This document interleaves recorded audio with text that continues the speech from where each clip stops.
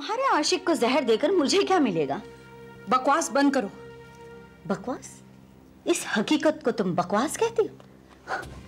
क्या ये सच नहीं शारदा कि राकेश टंडन की वजह से तुम्हारा अजय के साथ झगड़ा हुआ और तुम्हारी बेटी घर छोड़कर चली गई?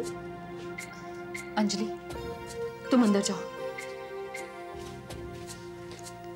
हाँ, ये सच है, सब कुछ हुआ, लेकिन हकीकत जानने के बाद मेरे बच्चे मेरे पास लौट भी तो आए।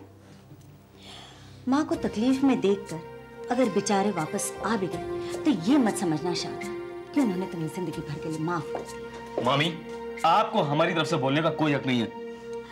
अपनी सच्चाई बोलने के लिए मुझे किसी से हक लेने की जरूरत नहीं है। तुम अपने दिल पर हाथ रखकर कहो अजय, क्या यह सच नहीं कि तुम्हारी माँ का अफेयर राकेश टंडन के साथ चल रहा था? मामी, आपके लिए बेहतर यही होगा कि आप अपनी जबान संभाल कर बात करें। क्यों? मैंने ऐसा क्या कह दिया जो तुम्हें इतनी तकलीफ हो गई?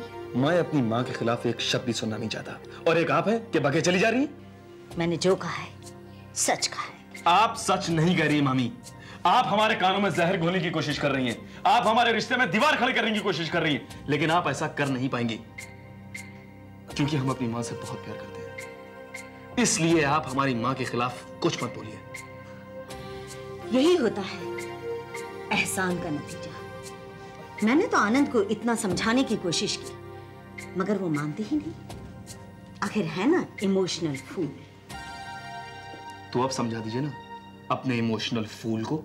अजय, तमीज से बात करो, मामा है वो तुम्हारे। सपोले को दूध पिलाएंगे तो कभी ना कभी तो डसेगा ही। मम्मी, अगर अब आप हमारे माँ और पिताजी के बारे में ऐसी बातें करती रहेंगी तो उससे बेहतर यही होगा कि आप यहाँ से चली जाइए। मैं भी यहाँ रुकना नहीं चाहती और आज के बाद कभी इस घर में कदम रखूंगी भी नहीं। लेकिन एक बात अच्छी तरह याद रखना, अगर कल को हमारी जरूरत पड़ी तो तब क्या करोगे? अगर ऐसा दिन आया तो उसका मुकाबला करने का हौसला रखते हैं हम। आपके एहसानों का बहुत बहुत शुक्रिया। अगर वक्त आया तो उसका सिला भी चुका देंगे हम।